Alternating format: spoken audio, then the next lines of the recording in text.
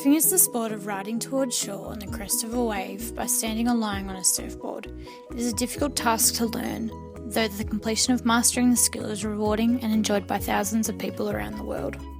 Edwards 2010 also refers to an open skill as a reactive environment because a learner must react to the unpredictability of their surroundings.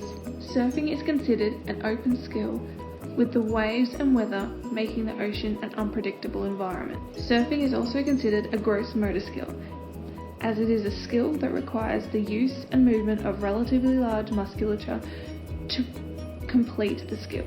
Surfing is a sequence of discrete skills like paddling and kneeling linked together in a sequence, making it a serial skill. Gentile's taxonomy is a two-dimensional approach that looks at the environment and if it is stationary or moving, and the body's stability, or if they are having to manipulate an object while performing the skill.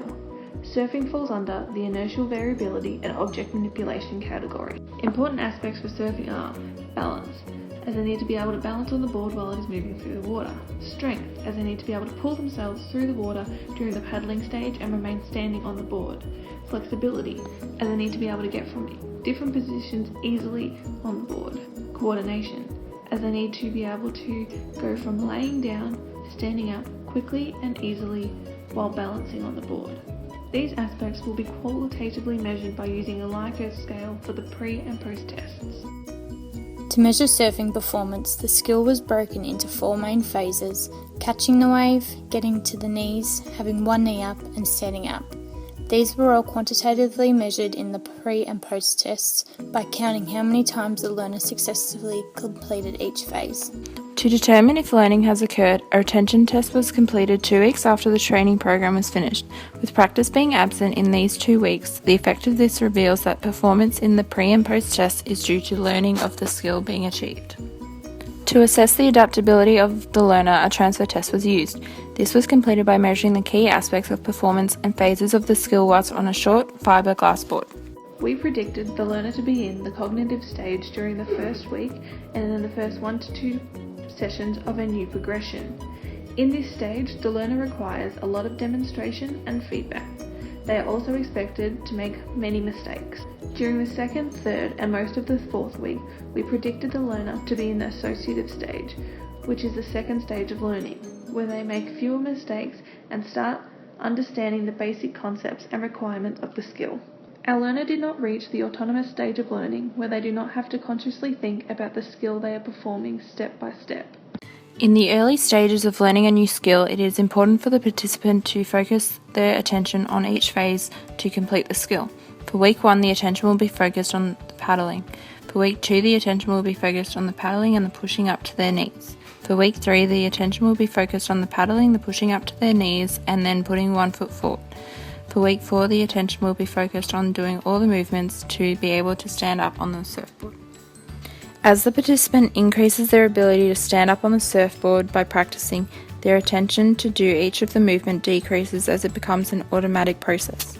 It is important when learning a new skill to repeat key aspects of the skill to consolidate it into the learner's long-term memory.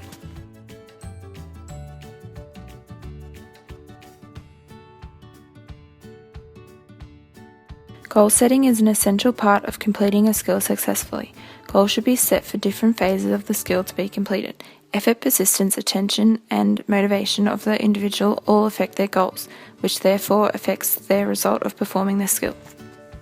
Demonstration by an experienced participant, for example an instructor, is a very important tool for a learner to use when first attempting the skill.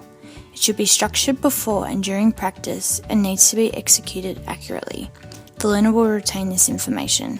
This is based on Bandura's 1986 study on modelling and social learning. In the training sessions, demonstrations were given by the instructor on the sand in real time. The learner observed closely and listened to the instructions.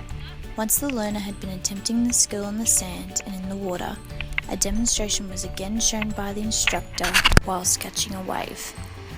The instructor would also provide feedback about the learners and attempts of the skill.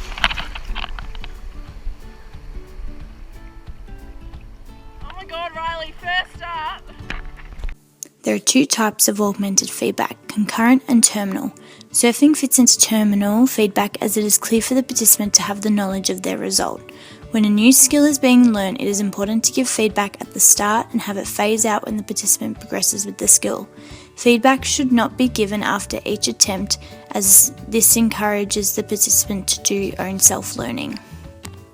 For the 4-week training program, practice variability was included to keep the learner motivated and interested. This including using the sand and the water and engaging in activities such as swimming, Pilates and circuit training to allow for the transfer of the key aspects of the skill to be practiced separately and within different environments. For the 4 weeks of the training program, part practice was used as surfing is better suited towards the criteria of being highly complex with the need for low organisation. This is due to the multiple segments involved. This allowed the program to follow a segmentation approach where the skill was separated into different phases. This allows a progressive development and the learner can apply more attention to each aspect of the skill to then build up each part to successfully stand up on the surfboard. Block practice was used in the learning stages to lay down a solid consolidation of the key aspects of surfing through the use of repetition.